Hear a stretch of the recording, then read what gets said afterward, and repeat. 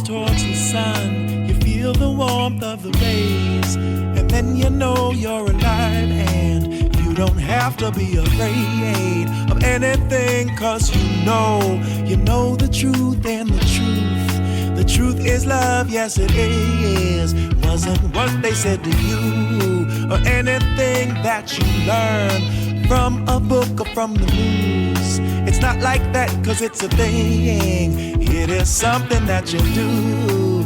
Doop doo doop a doo. Doop doo doop a doo. Doop doo doop a doo. Dib-on baby did alone. Doop doo doop a doo. Doop doo doop a doo. Doop doo doop a doo.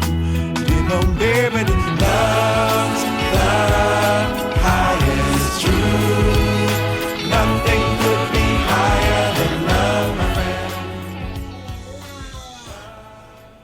Master Cheese is my friend. He's a chess master and a fellow chess coach. When dehumanizing medical mandates swept over the city, Cheese was at the forefront, attending the rallies, giving inspirational speeches, and being relentless in his opposition to the biosecurity state.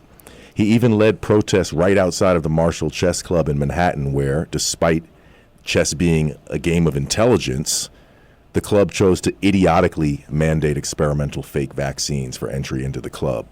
I'm very excited to introduce to the Bassline audience my friend and comrade, Master Cheese. How you doing, brother? Crowd goes crazy. No vaccine required. But today is a family affair. Before we jump into the program, I want to introduce my children who are in studio with me today. Marcus, come over here and say hello, please. Привет. Mariana, will you say hello? She's too shy. And I want to introduce you to my mother, Marcia McBroom, who's the person who introduced me to community radio in the first place. Hi, everybody. I hope you enjoy the show. I love listening every week. Thank you.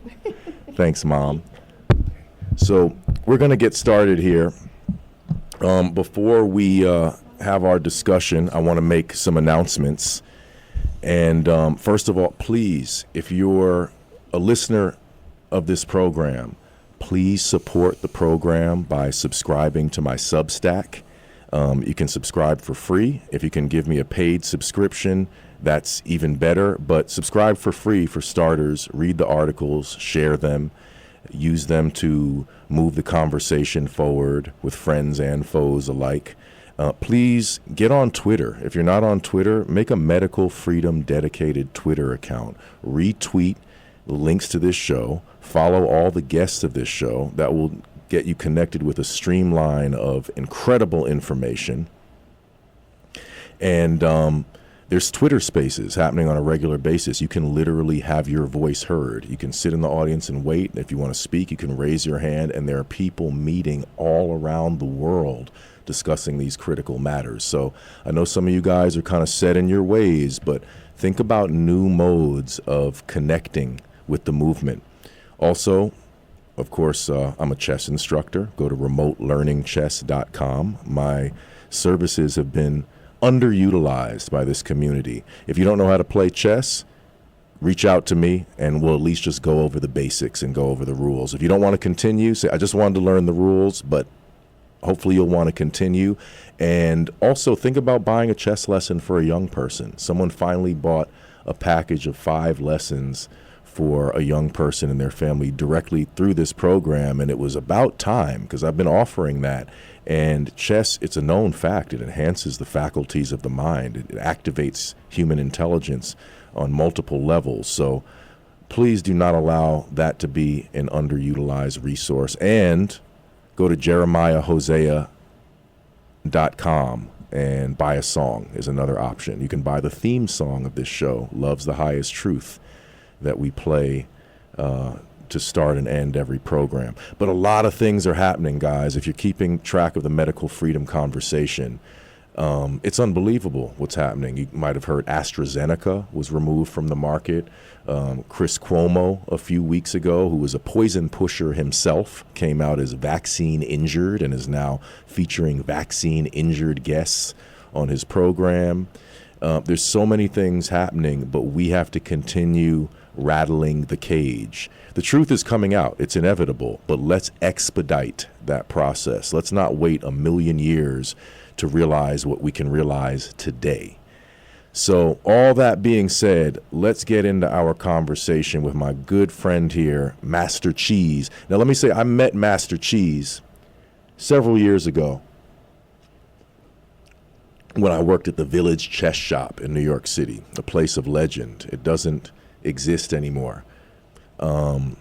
It unfortunately closed down, and the only chess store of that kind is the Village, not the Village Chess Shop, the old rival of the Village Chess Shop, the Chess Forum, which exists across the street. It was actually opened by a former employee of the Village Chess Shop. I don't know how an employee had the means of buying a store, but that was the legend that I heard, that a disgruntled employee bought a rival store across the street and 35 years later won the war. It was an incredible experience actually working at the Village Chess Shop because I met so many fascinating people. It was a real bizarre scene in there with people playing chess and poker in the middle of the night. It was a 24-hour place, so I was there in the middle of the night. Imagine that, the graveyard shift at a chess club. Fascinating people in and out of that place. People of all different kinds. Chess players come in all different packages, guys. It's not any sort of stereotypical image you might have in your head. You don't know who the chess players are. It might be some guy looking real casual with his cap turned backwards playing phenomenal chess. Or might be an old guy who's literally trembling and shaking to get to his chair, but then when he sits down, the guy's a blitz master who's like gambling for hours on end. So there's just so many personalities, and Master Cheese is very familiar with that scene. And before we get into our medical freedom conversation, I want you, Cheese, to give the audience some insights into what the game of chess is all about. Tell us what chess means to you. It's the game of kings and the king of games. What does it mean to you when we say life is like chess and chess is like life? First of all, just thank you so much for having me. And I can't believe that I was here. I can't believe that I was here the day that you introduced your family to the world. So that was amazing. And I actually forgot that I met you at the chess shop. Like that's nuts. Yeah. I don't want to get in trouble for any misinformation. Master Cheese is the name that I've been given on West 4th Street. I'm a USCF candidate master. I have all my life master norms. I had 5 tournaments over 2,400. I was thrown out of the club for being slightly against the vaccine, just minorly against the vaccine. So, the people that know me are confident that when I'm allowed back into the club, I'll actually earn the title of life master. But I don't want any of No, we don't need to get into the technical stuff. All right. I don't want to get you in any trouble. You're a master. All right. So life is like chess. They Chess say is like life. there's nothing like a convert, right? So when I was growing up and everybody would say life is like chess and chess is like life, I would kind of roll my eyes at them and be like, dude, it's just a board game. Stop trying to sound smart. And then I got older and I started studying Jewish mysticism. I started studying a lot of things and I started to realize some really, really deep things. If you look at the chessboard, 64 actually maps out the third dimension. Like there's 64, I'm not a scientist or anything, I don't want to say anything crazy, but I think there's 64 codons that code for proteins in the human genome, right? And then I believe that 64 is 4 cubed, right? Am I right about that? Yeah, it's 4 cubed. So it actually maps out the third dimension, just the 64 squares. The pieces mark every single configuration that straight lines can move.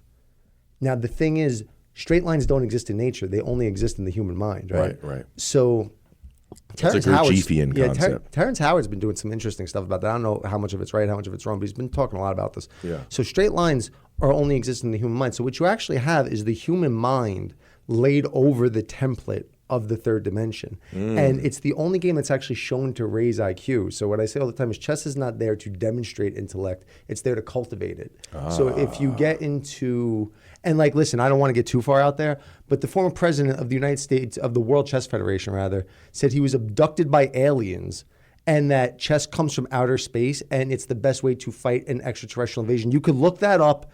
I used to be with Grandmaster Max DeLugi, who knew the guy a lot. I know people that knew him. It's absolutely true. These are his claims, and the details of his story. Check out. Whether you believe it or not, you don't need to. Chess raises human intelligence, and the reason it raises human intelligence is because it is literally the map of the human mind laid over the third dimensional grid. Wow. And I'll add to that the do, re, mi, fa, sol, la, ti, do are the 8 steps towards the promotion of a pawn. The promotion of a pawn is the law of octaves. No, and you know what's fascinating too? Chess and music actually hit the same brain synapses. So when you're talking about the laws of octaves and things like that, it's very, very interesting. I mean, I think that we could, if we had 1,000 years to figure out all the things that chess do, I don't think that it would. It wouldn't solve be it all. sufficient. You're right. But I know it grows brain matter in certain new locations. I know that there was a study shown that playing a tournament game of chess actually burns more calories than running a mile does. Yeah, I've seen that as well. You know, look, it's really good for you. Start doing it. Yeah. Right? Like I say when I'm sitting in the park all day long, I say, the society's collapsing. I want to raise your intelligence. I want to sell you things. Yeah, I mean, one thing about chess, guys, that's really fundamental is it trains you in the simple act of thinking things through, which is a good idea in a lot of cases. Don't be impulsive. Don't be stupid if you can avoid it. Think things through before you make a permanent decision. No, and the other thing that's really important when you look at it is because you actually can't stretch and calculate the whole game out as a human, it trains you to think in micro efficiencies. Right? So throughout the course of your day, you might have a tentative schedule, but there's so many unpredictable things that are going to happen. So what chess trains you to do is to see the most efficient path when you're looking at immediate information. Right? So you're only looking 2 to 3 moves ahead, but those 2 to 3 moves can predict the next 30 moves of the game. Right? So I don't know how much the audience is familiar with the game, but basically you make moves in the opening that are predicting what's going to happen in the end game. Right. So yeah, micro efficiencies. Yeah, forethought, training and competition as well. One thing that's great for children, I think, is the chess tournament experience is great because it teaches you about winning and losing. A kid might be pretty shaken up after a tournament loss, but it's a great character builder. And you can say, hey, look, you played a great game. You made a mistake right here. We have the means right here through your notation to study what you did, and that's how we improve. And in fact, my favorite historical player, the Cuban world champion, the 3rd world champion of chess, Jose Raul Capablanca, said a player must have played and lost thousands of games before he can avoid gross technical errors. Wow. Which is such an interesting statement because he doesn't say played thousands of games. He said played and lost. And he doesn't say you're going to be a great player. He says, okay, now you can avoid gross technical errors now that you're vastly experienced. So, get in there, guys. Play some chess. Contact me at remotelearningchess.com. I will give you a Bassline discount. You mentioned the Bassline. You get a discount on your chess lesson. And now we're going to get into this discussion, which is the running theme of this show, which is the medical freedom movement. And my friend Master Cheese, he gets a direct invitation into the studio with me here today. He's not on the phone, as you might have noticed, because he was a champion during those times, those very harrowing and negative days, those I hate to use the term dark days. I don't like this reference of black and dark being a negative thing, right? Black is just the absence of light. So I don't want to say it was a dark time. No, well, darkness is where you need to, is what you use to relax and sleep. You prefer to sleep in the darkness. There's nothing wrong with the darkness, but it wasn't good what was happening in this city. Frankly, I'll never see the city in the same way, unfortunately. I'm always a New Yorker, but it makes me really sad how we cowered to the poison pushers. Well, we didn't. Well, we didn't, but so many did. We missed an opportunity to stand up and say no. And I can only fantasize about what would have happened if we had the courage to do that en masse. I feel like it would have given us so much momentum. We said, you know what, since we said no about that, also know about this, that, and the other thing, and we could have maybe had some real wind beneath our wings. But the poison pushers had a very intensive game plan, and they executed it to very significant effect. But you protested directly outside of the Marshall Chess Club. So before we get into the broader discussion of the mandates and how you got involved with everything, tell us first of all about your run-in with the Marshall. And by the way, it's named after American chess grandmaster Frank Marshall, who was the best American chess player in the world during the days of Capablanca, who I mentioned previously. But tell us what happened with the Marshall. Yeah, if I get a little emotional, forgive me, but the place was like home to me. Yeah. I played probably 3 tournaments there a week. I was friends with all the people there. And then slowly I started to smell that there was something big about to happen with the world. I started to look at how they were violently pushing to get rid of the exemptions in the schools. I started to look at so many things that we don't have to get into now because it'll take forever. And I smelled that there was an agenda coming. And then the Marshall at the time had a president that was a teacher at Bard University, right, which for those that don't know, it's just the female branch of Columbia. So he was really big into getting woke browning points, basically. Mm-hmm.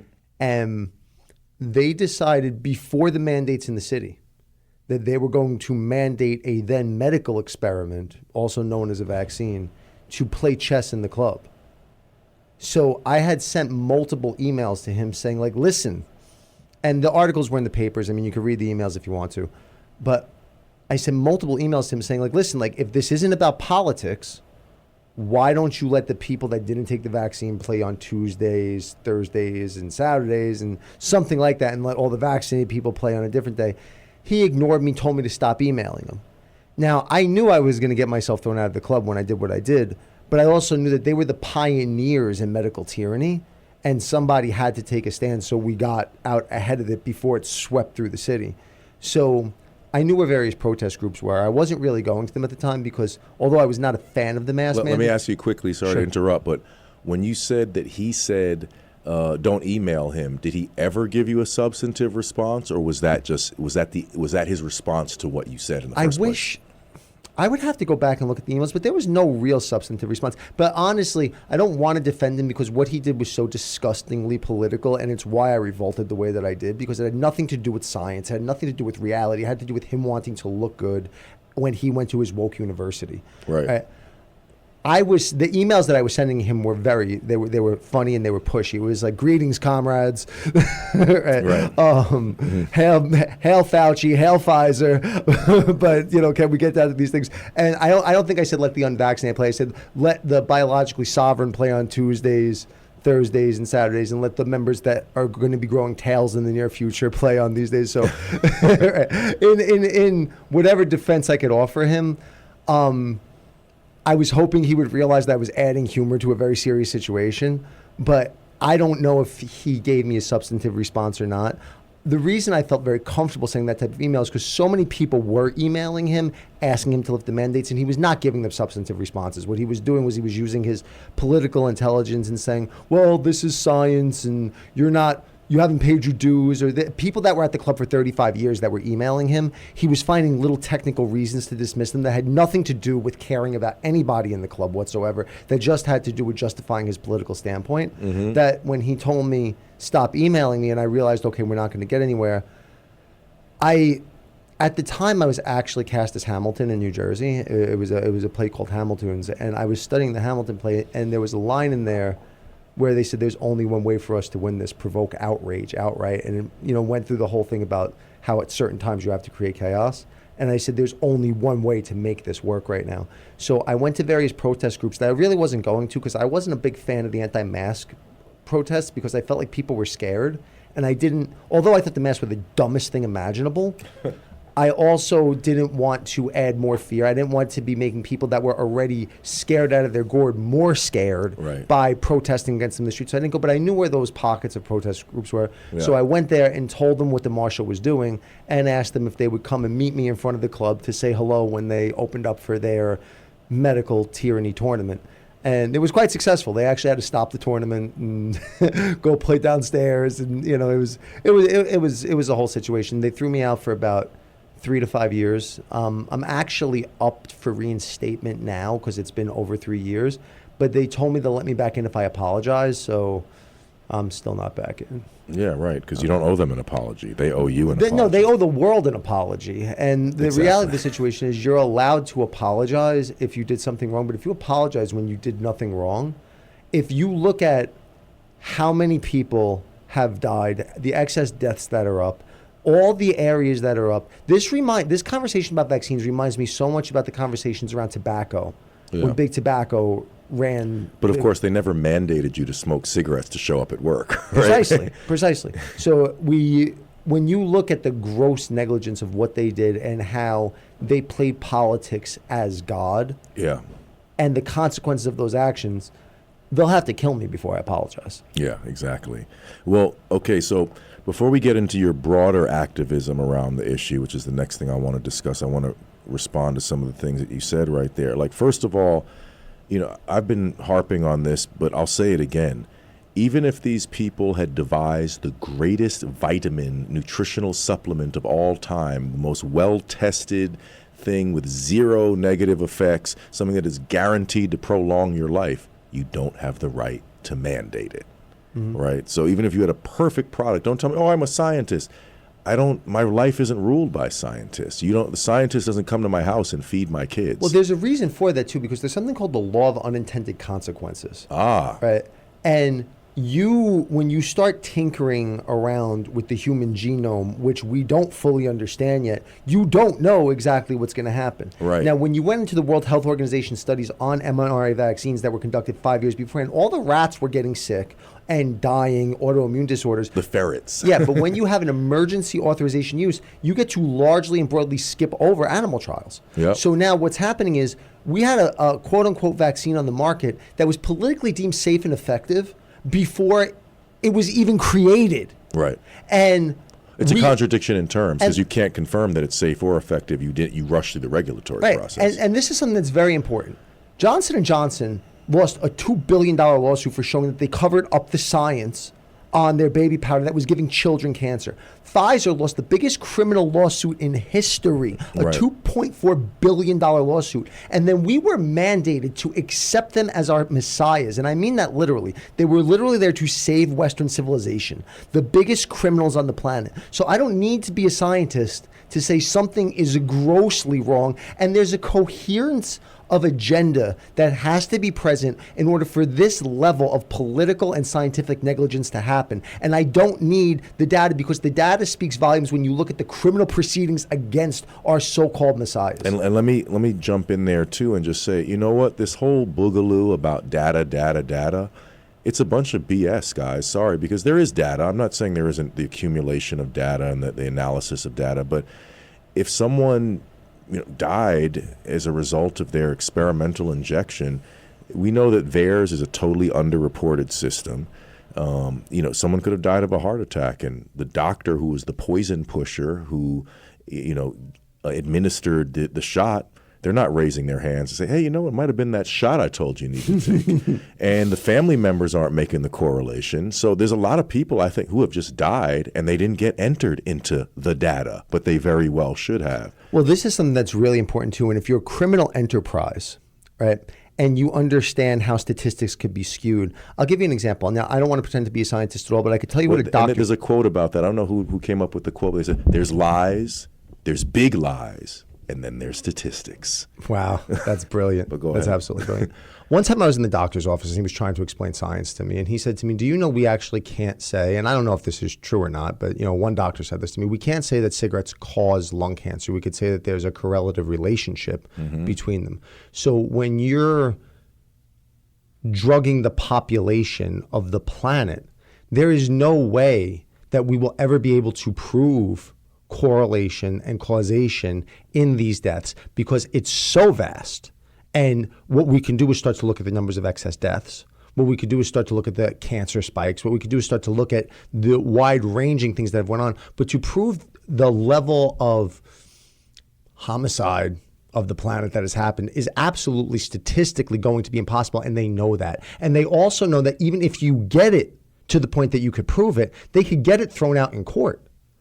So, but now when you start to look at the insurance companies and how they're reacting to it, the life insurance companies, they seem to kind of be on our side, and they're changing life insurance policies relative to people that have been vaccinated. There's all types of things that are going on in the moneyed spheres that will show you exactly what's happening. Now, again, you don't need to be a scientist to say, I don't trust big pharma. Right. And you don't need to be a political theoretician to realize that there's something that RFK has coined regulatory capture. Right. The FDA receives half of its funding from the companies that it regulates. The big news organizations, I believe it's every single news organization except for one of them, I think it might be CBS, has a floating board member between themselves and Big Pharma. So when Big Pharma purchases the media space through advertisement, it's not necessarily to advertise their products where they basically have to tell you that these products are going to kill you with the side effects. Like those commercials are the funniest things I've ever seen. But they buy those commercials so that they control the revenue base of the media outlets. So I don't need to be a political theoretician. I don't need to be a doctor to be able to understand the pharmaceutical companies are corrupt. Regulatory capture has happened. We don't have coherent science in this country. What we have is a money-making enterprise that's geared around the maintenance of the status quo and keeping the population fat, stupid, and sick. And the reason I say that's statistically true is because in America right now, 60 to 80% of Americans are overweight. 60% of Americans have a chronic health disease. When JFK was president, 6% had a chronic health disease. That means that our modern body of information, our modern body of science has failed. Yeah. And now you want to mandate that they get to treat me preventatively Right. before I'm sick. Right. The people and the doctors that have made the population overwhelmingly ill, statistically speaking, now get to treat me before I'm sick. Right. And I'm supposed to stay home Right. and not scream about this. It's like a cousin of mine said, an emergency on your part does not constitute an emergency on my part. So no, I don't want an emergency intervention into my body. There's many things that are dangerous, and we're aware of that. But no, I don't consider this an emergency to the extent that I'm willing to take a preemptive intervention into my body. Thanks, but no thanks. And I wonder, it's so strange, right, how it became such a partisan thing in the sense of where is it in the Democratic Party platform that they said, oh yeah, we love injections, and everyone's just has made a fetish. It's not even that. It's where is it in the Democratic Party platform that says we love big corporations? Yeah, I mean, Like, we love that's an big amazing pharma. thing too. I couldn't get people to engage, just like the person, the Marshall Chess Club guy who didn't have the courtesy of writing a substantive email to you. It's amazing, and this has just happened even recently when you try to discuss this stuff. People just lean away. They start leaning away immediately. They don't want to discuss it. So you're going to take an intervention into your body, but you don't want to discuss what you're doing. Yeah, it's straight hubris. It's straight hubris. But what did they do? It's as though they unplugged people's survival instincts, that somehow propaganda just overwhelmed your ordinary instincts of distrust, of wondering what's going on. And it's an article actually that I'm formulating on a daily basis here. It's going to come out pretty soon, but an article that I'm writing called "It's Unfortunate," because a lot of unfortunate things have transpired with the mandates and now with the health repercussions of these products that they foisted upon us, and it's unfortunate. We can't undo what has been done, and we can only await the long-term harm that is pouring in every day. I mean, it's unbelievable, guys. Like, I was talking to a good friend of mine just earlier today, and she has an aunt who's a dancer, who's a nimble, flexible, acrobatic, just, agile dancer. And she took her shot against the warning of my friend's mother, who's a physician of 40 years. She said, don't take these injections.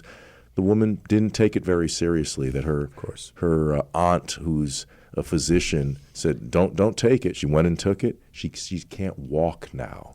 She's completely disabled. I mean, did you listen to last week's episode?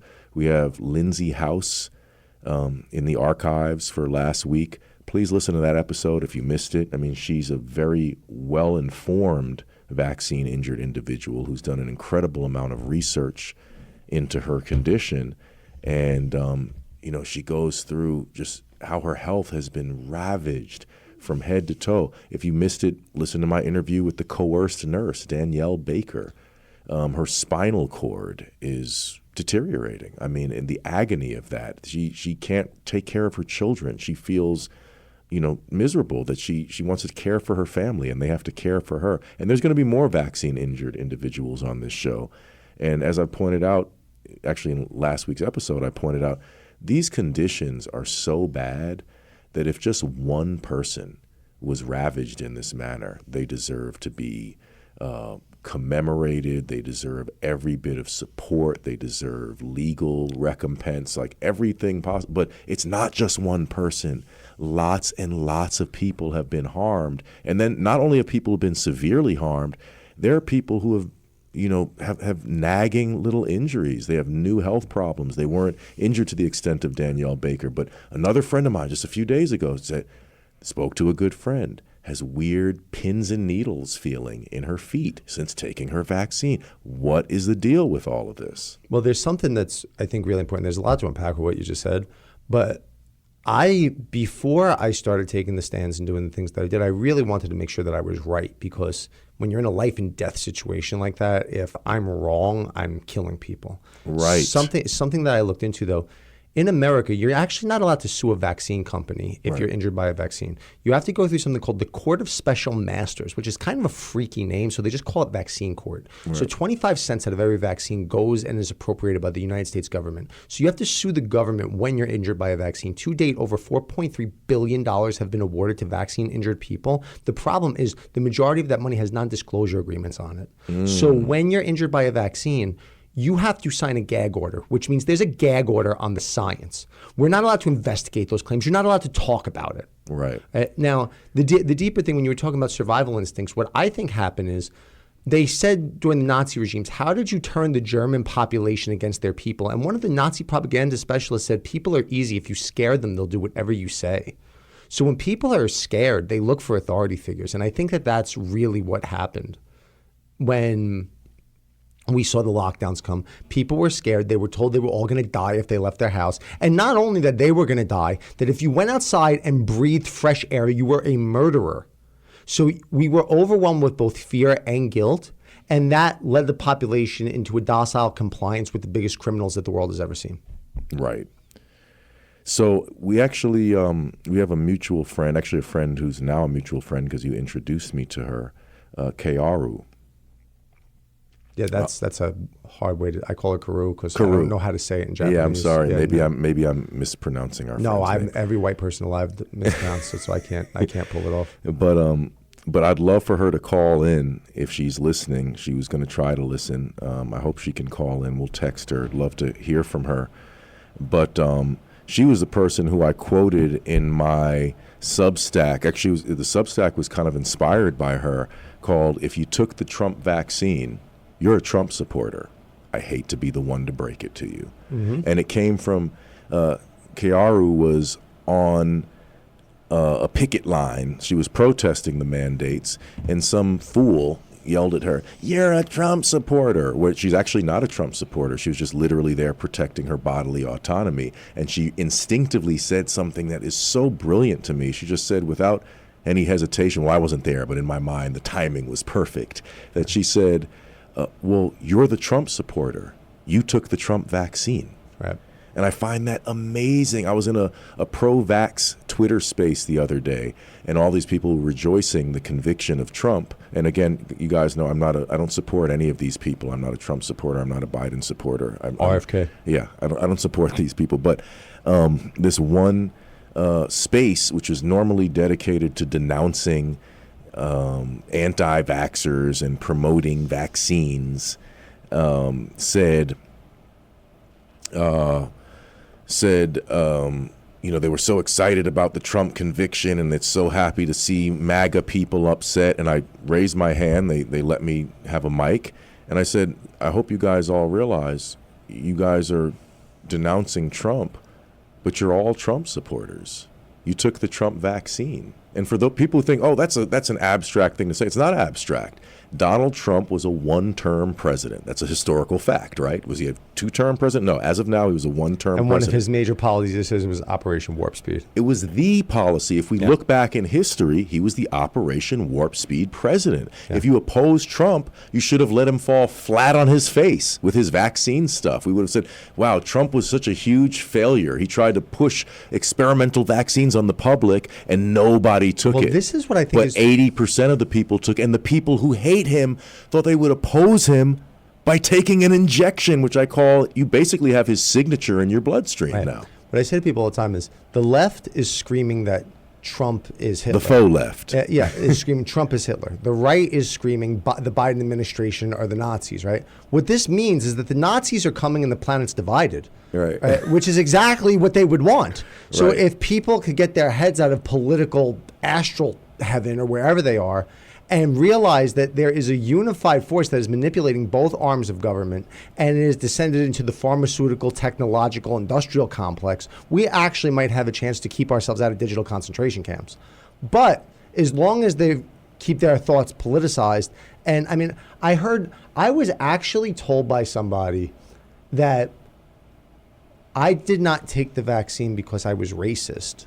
Which is that was a famous Trudeau thing. Remember, the people who did not take the vaccine, they are racist, misogynist. No, and this is the amazing thing. It's like, if you took the vaccine, you forgot the Tuskegee experiments. Right. If you took the vaccine, it was because of your white privilege, because you think that your government supports you. Right. The overwhelming majority of the black community was like, they're not getting that vaccine. The most vaccine hesitant group, and with good reason. Right, with good reason. So that's one thing also I can't stand as well, as they bring up, oh, the Tuskegee thing. Don't worry about that. No, that's historical fact. I'm going to be informed by history. Don't tell me to disregard history. I won't do it. Can I don't know, because this is not being taught in schools anymore, but if I could just have a moment to talk about the Stanley Milgram experiment. Please. That was done. Thank you so much. And by the way, we have Kaoru on the line, so I can't wait to hear from Kaoru. But go ahead, get into this Milgram experiment. It's very important. So after World War II,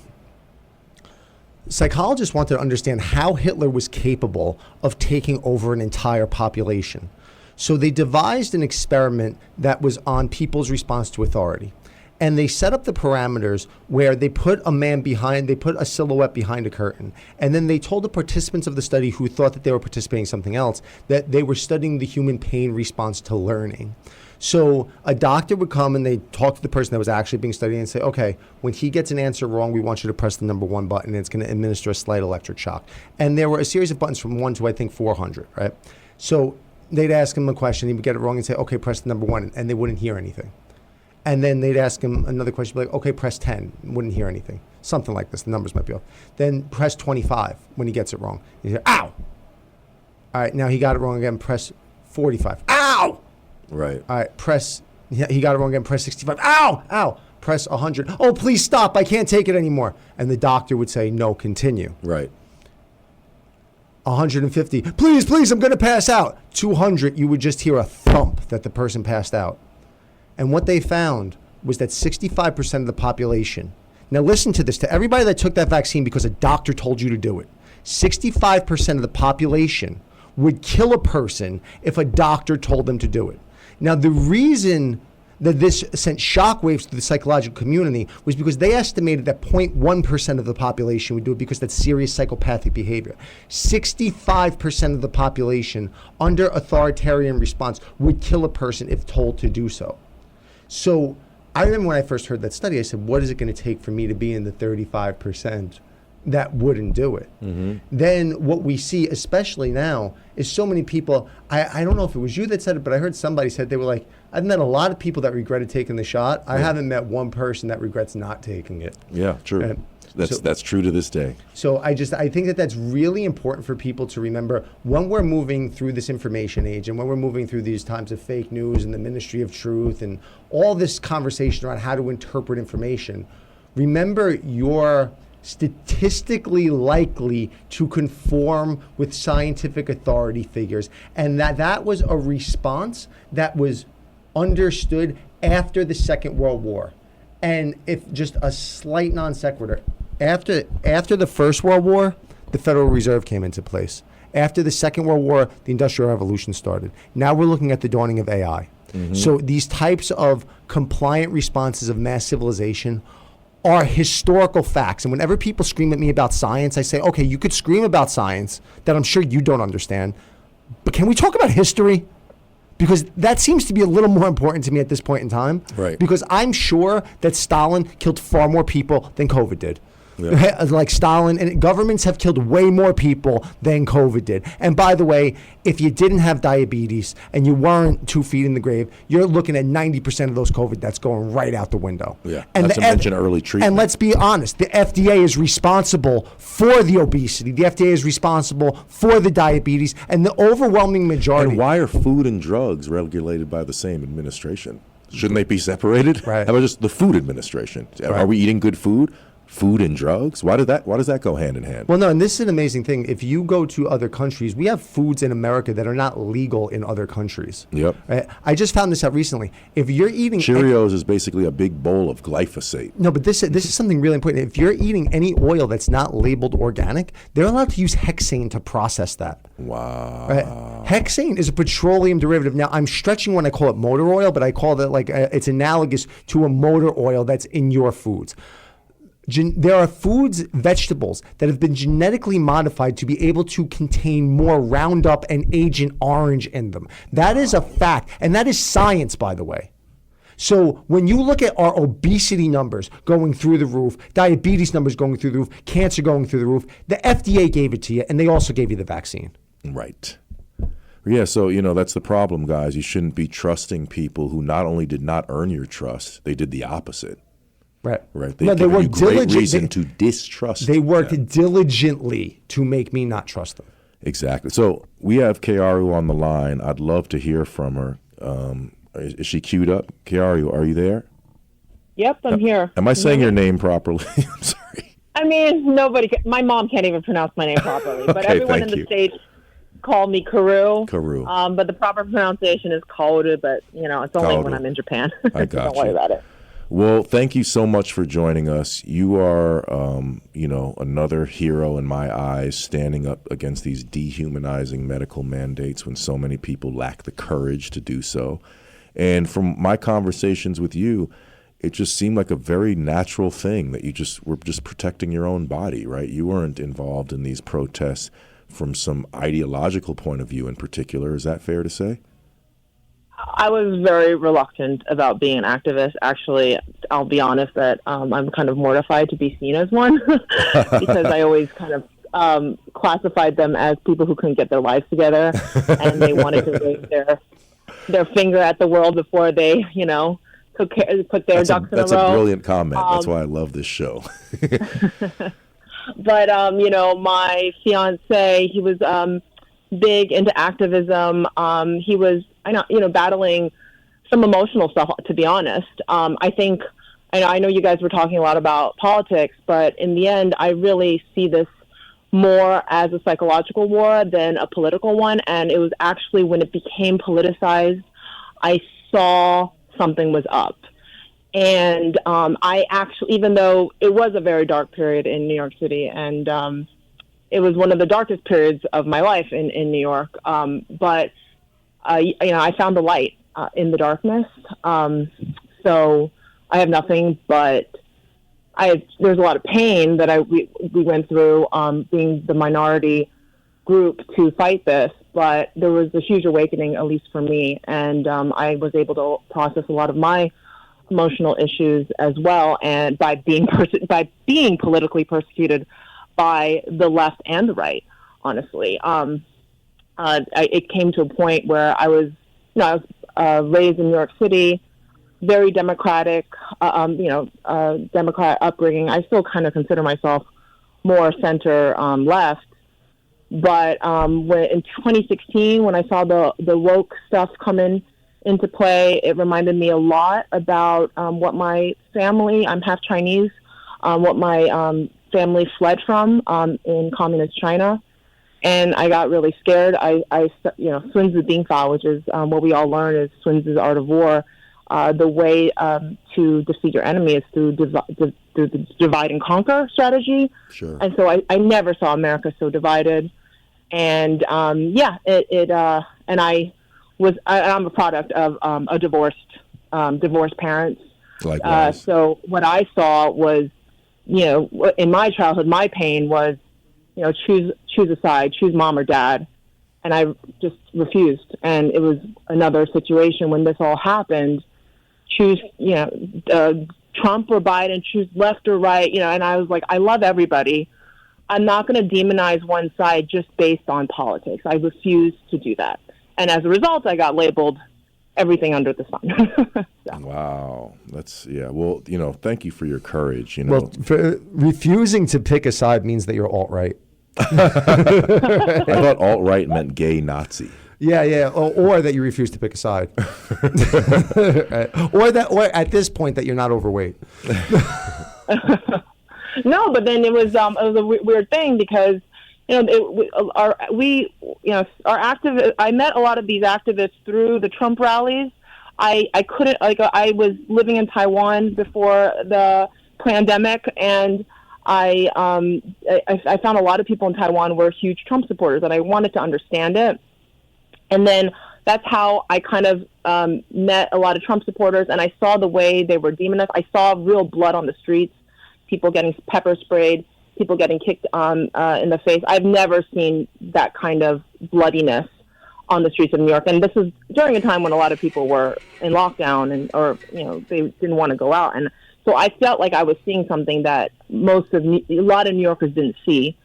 And then that group kind of became medical freedom, but then there was division within that group. They didn't want to be associated with Trump supporters, right? We actually had BLM partner with us at a certain point, and then the media started calling us, Trump supporters, and then the BLM people who were protesting the vaccine, they didn't appreciate that. So there was a lot of division. So when I said I was being persecuted also by the right, that there was a lot of issues on the right as well. So I really see what's happening with the left and the right as mere reflections of one another. Right. Cheese and I have talked about this, right? The dominant narratives that we see today is conspiracy theory and critical race theory, and the question being which one is more dangerous. And that's going to be dependent on your own psychological, traumas, your guilt. And that's why we saw a lot of white people, resolving their white guilt, marching for BLM, which was also a beautiful thing to see, right? To see how many people, I really see that after that whole, even though I worked for Al Sharpton in 2013, I met the leaders of BLM. I found them to be radicals. They were Marxists. I was vehemently against the politicization of that movement.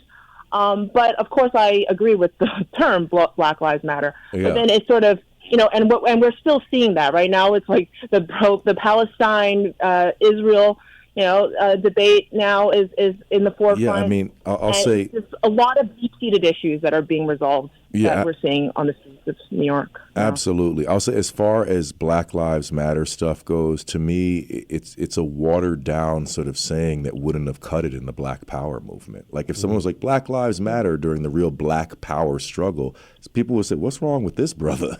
Matter? We more than matter. We need our rights, damn it. I wrote it's a very passive thing that got labeled as so-called radical. But also with the Israel-Palestine stuff, I'm a person who has Jewish ancestry, and I am in total support of sovereignty and dignity for the Palestinian people. I don't support the state of Israel. We've discussed it on this show. And I come from a lineage of Jews who never supported the state of Israel. From my grandmother was very opposed. My Ukrainian Jewish grandmother was totally opposed to the state of Israel. It was the most passionate thing that in her political consciousness. Well, actually, but it's funny to me though. With I was just going to say quickly. Go ahead. Go ahead. No, I'm just saying, it's interesting because what we used to see as left and right, now within the left, within the right, you're seeing discord between that issue. Oh, yeah. Great point. It totally has divided the medical freedom movement. Totally true. Yeah. But I was going to say, it's you took a mandated vaccine from Joseph Biden, and now you want to protest him? Too late. Too late. You don't have a leg to stand on. That's why you had to say no. If we had said no to the dehumanizing medical mandates, we would have had a lot more momentum in confronting these other issues. But we're... Do you wanted to say something? Oh, yeah, sorry. go ahead, Cheese. Jump in there. You know, the level... I have a saying. I say they can't lie to you unless they're telling you the truth, right? So I wrote a song a while ago, and I said, back in the 60s, activists strapped themselves to the blacks, got attacked with water hoses, arrested, and broken backs. You cry about privilege from your iPhones daily, made in sweatshops, hypocrisy, scary. So what we're looking at in modern day is of course, there's a history of black people being oppressed.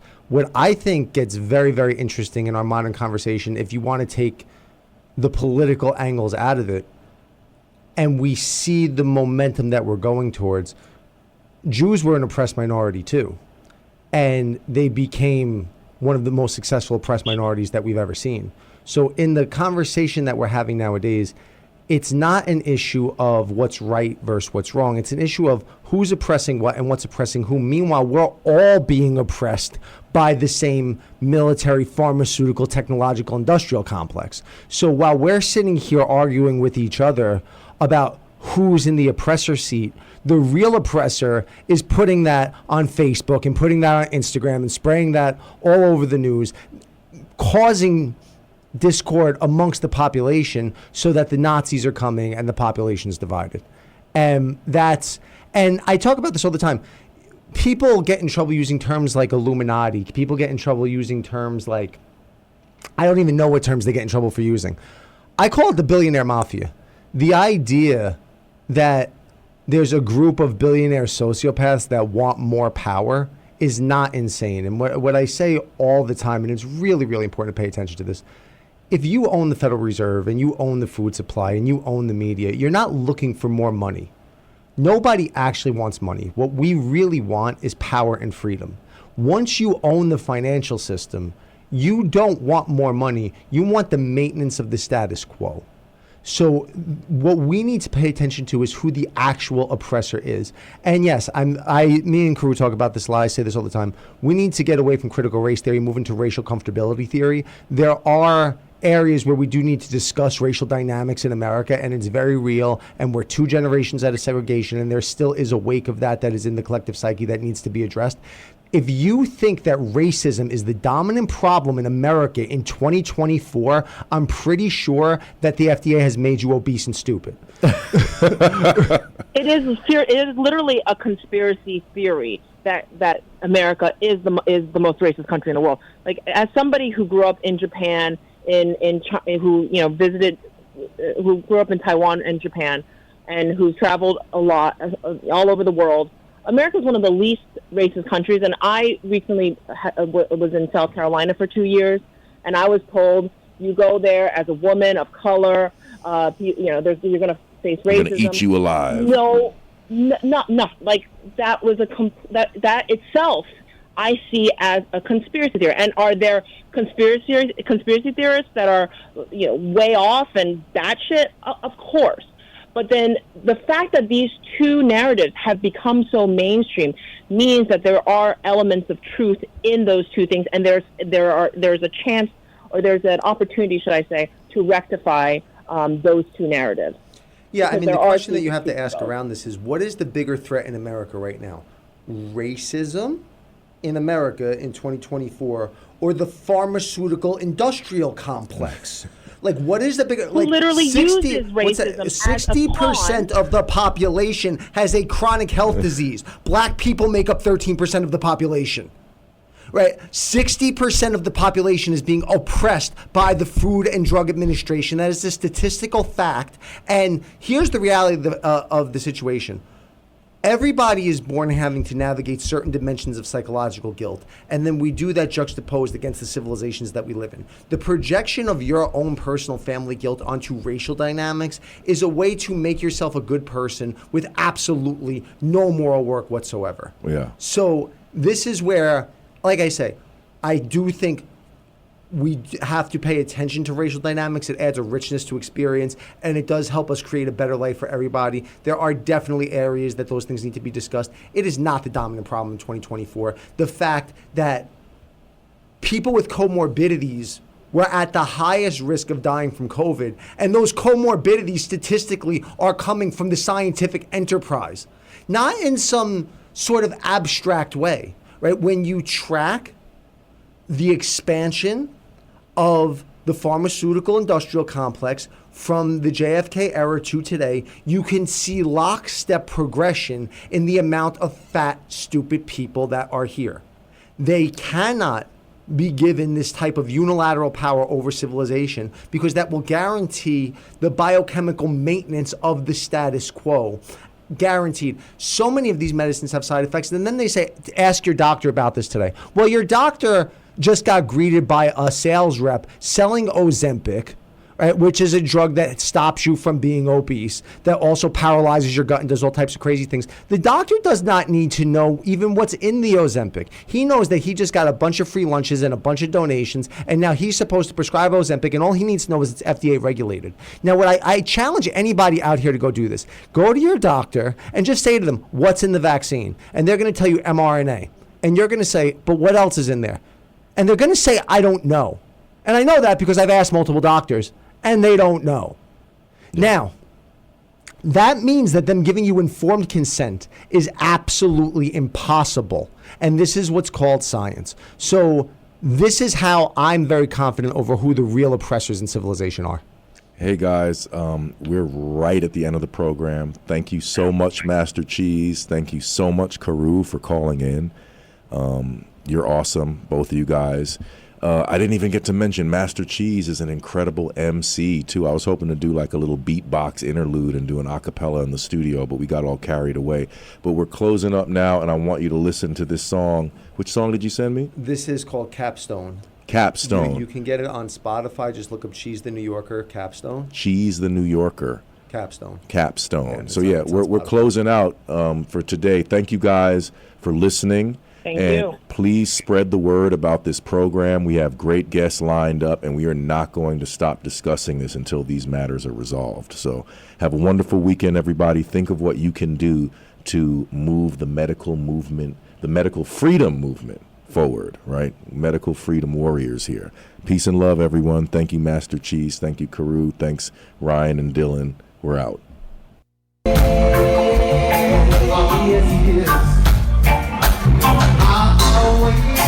For this moment, everybody